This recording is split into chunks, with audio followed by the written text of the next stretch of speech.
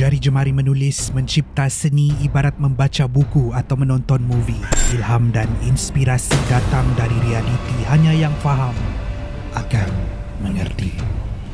Aku di sini sebelum kamu bermimpi, aku menemani yang sedang bersendiri. Selamat datang untuk yang berani di penjelajahan yang tiada henti.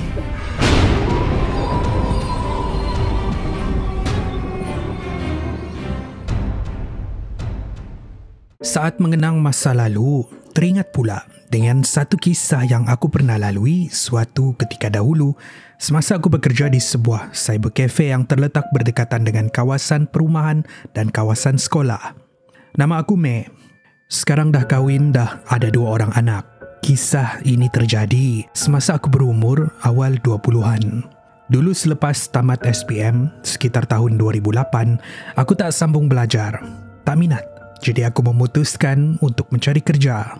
Cari punya cari. Akhirnya abang sepupu aku yang bernama Jerry menawarkan untuk menjaga cyber cafe milik dia. Kebetulan waktu tu pekerja dia berhenti. Aku yakin rata-rata di sini tahu apa itu cyber cafe. Tapi memandangkan cyber cafe sekarang jarang kita jumpa, biarlah aku berikan sedikit penjelasan kepada mereka yang mungkin tidak tahu. Cyber cafe ni menyediakan komputer untuk masuk ke internet, main game ataupun menyiapkan kerja. Zaman aku dulu, 1 jam RM2.5. Kalau dah 10 jam, dah RM25. Selalunya budak-budak gamers yang akan duduk berjam-jam. Kalau dulu-dulu, game seperti Counter-Strike, Ragnarok, Gunbound, MU Online, GTA lama, AutoGem, Habbo Hotel ataupun datang untuk chatting online di Yahoo Messenger ataupun MSN. Itulah game-game budak zaman dulu semasa zaman cyber cafe ni masih tumbuh macam cendawan. Untuk memberikan korang gambaran, cyber cafe kami ada 20 PC. Kebanyakan yang datang di sini adalah budak-budak sekolah ataupun mereka yang tinggal di kawasan berhampiran. Di antara mereka ni adalah seorang lelaki yang kami gelar sebagai Abang PC10.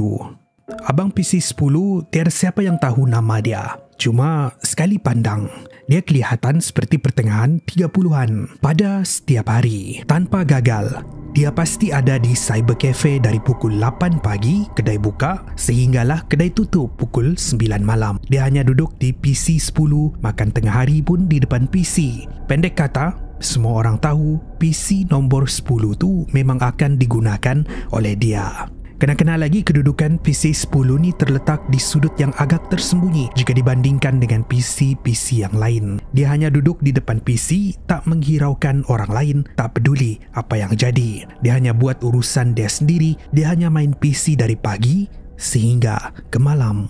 Menurut abang sepupu aku, lelaki ni dah bertahun-tahun jadi pelanggan di situ sehingga dia diberikan diskaun. Kalau orang lain, sejam RM2.5. Lelaki ni, abang sepupu aku kasih RM2 je.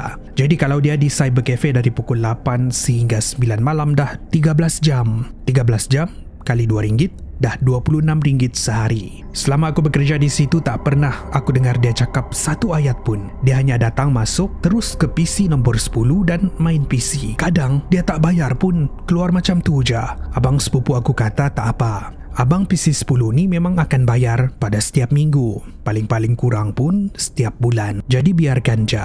Bayangkan, masa nak buka pukul 8 dia dah ada tunggu depan pintu. Aku pernah ada satu hari tu cuba bergurau dengan dia. Aku kata, wah abang, awal sangat, patut bagi kunci abang boleh buka sendiri. Sambil aku tergelak. Ingatkan sekurang-kurangnya dia akan tersenyum. Tapi tak ada respon.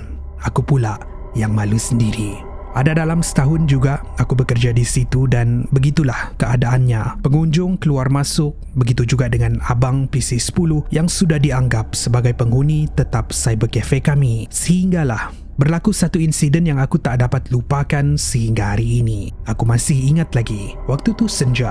Tak ramai pengunjung yang datang sebab hari tu cuti sekolah. Jadi yang datang hanyalah remaja-remaja yang tinggal berdekatan dan semestinya abang PC10. Seperti biasa dia akan masuk dan keluar sesuka hati dia dan kami pun biarkan sahaja. Setiap minggu ataupun bulan dia tetap akan bayar. Waktu tu abang PC10 dah ibarat sesuatu yang kau dah tak kisah dia adakah? Tak ada. Tapi kalau dia tak ada kau akan tertanya-tanya. Itulah titik permulaan kisah misteri ini bila abang PC10 tidak lagi datang ke cyber cafe. Semasa aku mula-mula bekerja, dia dah ada pada setiap hari. Jadi kalau dia tak datang, aku rasa ada sesuatu yang tak lengkap. Untuk pertama kalinya, PC 10 itu kosong. Aku tak benarkan orang untuk duduk di situ sebab aku tahu abang PC 10 akan datang bila-bila masa. Semua orang yang datang tanya dengan aku macam aku ni girlfriend dia pula. Memanglah aku tak tahu. Hari pertama, abang PC 10 tak datang. Aku fikir mungkin dia ada urusan lain. Hari kedua, aku mula rasa pelik. Hari ketiga, aku mula perasan yang aku asyik tengok PC 10 ibarat ada sesuatu yang terasa kosong. Tapi yang betul-betul buat bulu roma aku meremang. Malam keempat, aku tengah bersihkan meja kaunter. Semua PC lain dah gelap, shutdown. Tapi aku nampak skrin PC 10 menyala. Bukan terang tetapi cukup untuk nampak wallpaper game Ragnarok abang PC 10. Aku pun melangkah ke situ perlahan-lahan, ingatkan nak terus tutup CPU. Tapi bila aku sampai, skrin tu gelap semula. Mungkin aku salah nampak, tapi benda tu jadi lagi. Malam seterusnya, PC 10 tiba-tiba on tanpa sebab. Punyalah aku rasa seram sejuk. Malam tu aku tak jadi mengemas dan kelengkabut keluar daripada cyber cafe.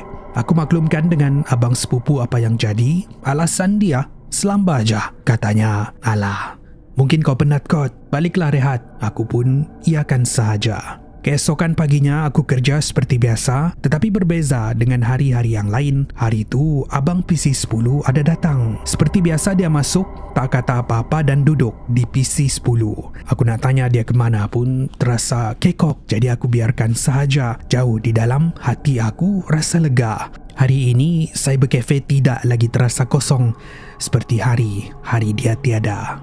Tapi menghairankan, yang kali ini dia nampak lain. Baju yang dia pakai sama macam hari terakhir aku nampak dia. Rambut dia serabai, mata dia merah macam orang yang tak tidur. Tapi yang paling buat aku rasa seram, tangan dia tidak bergerak langsung. Selalunya dia akan on game, buka browser ataupun sekurang-kurangnya buka Winamp, software untuk mendengar muzik zaman dulu. Tapi hari itu dia cuma duduk, pandang skrin yang kosong. Aku perhati dari jauh, malas nak ganggu. Tapi aku sengaja jalan di belakang dia dan kononnya nak isi air. Tidak beberapa jauh dari situ ada sebuah cermin. Cermin tu akan memantulkan PC-PC yang terletak di bahagian belakang, termasuklah kawasan PC 10. Aku tertengok pantulan cermin dan apa yang aku lihat, kerusi di PC 10 kosong. Tak ada sesiapa di situ. Aku toleh melihat ke arah PC 10, bukan dari pantulan cermin. Dia ada duduk di situ. Menghairankan kenapa abang PC 10 tiada di dalam pantulan cermin. Walaupun aku rasa takut, tapi aku buat tak nampak apa-apa. Tapi sepanjang hari itu, aku tak berani nak tengok ke kawasan situ. Bila habis shift dan nak tutup kedai, seperti yang aku jangka, abang PC 10 sudah tiada. Aku maklumkan lagi dengan abang sepupu aku Jerry. Dia bagi jawapan yang sama. Katanya, alah, mungkin kau penat kot. Aku pun iakan sahaja. Keesokan paginya, sekali lagi abang PC 10 datang. Waktu itu cyber cafe tengah lenggang. Tak ramai orang dan ada beberapa jam lagi nak tutup. Tiba-tiba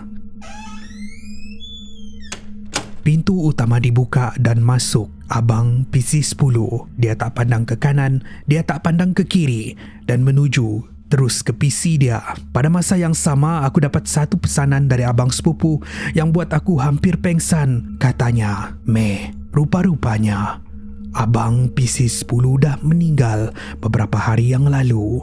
Waktu aku baca mesej ni, terjatuh telefon Nokia Engage QD aku ke atas meja, membuatkan skrin telefon retak. Aku segera berpaling melihat ke arah PC 10 dan gila.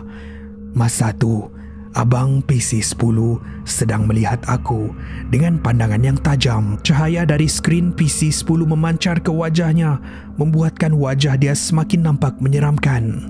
Aku menjerit, mengejutkan beberapa orang yang ada di situ, dan dia hilang dalam sekelip mata. Selepas kejadian tu, aku sangka benda tu takkan berulang lagi. Tapi aku silap. Beberapa minggu setelah abang PC 10 datang semula. Kadang 2 kali seminggu, kadang seminggu sekali. Awal-awal tu, setiap kali dia masuk, aku akan rasa berdebar. Aku rasa nak keluar je dari situ. Tapi lama-lama aku dah tak hairan. Aku tak pedulikan dia. Dia masuk macam biasa, duduk di PC 10, tak ganggu sesiapa, tak pandang sesiapa dan hanya duduk di sana. Kadang langsung tak bergerak. Abang sepupu aku pula kata, biarkan dia di situ. Kononnya good luck charm ataupun pembawa tua. Aku pun tak tahu kenapa abang sepupu aku boleh fikir macam tu. Tapi untuk aku tak kisah. Malah, aku terasa lengkap dengan kehadiran abang PC 10 walaupun dia sudah meninggal dunia. Beberapa tahun berlalu, era cyber cafe perlahan-lahan mati. Dulu tempat ni penuh dengan budak sekolah, gamers, orang lepak berjam-jam sampai kena halau. Tapi hari berganti hari, semua orang dah ada komputer sendiri di rumah. Internet pun semakin laju, murah dan senang.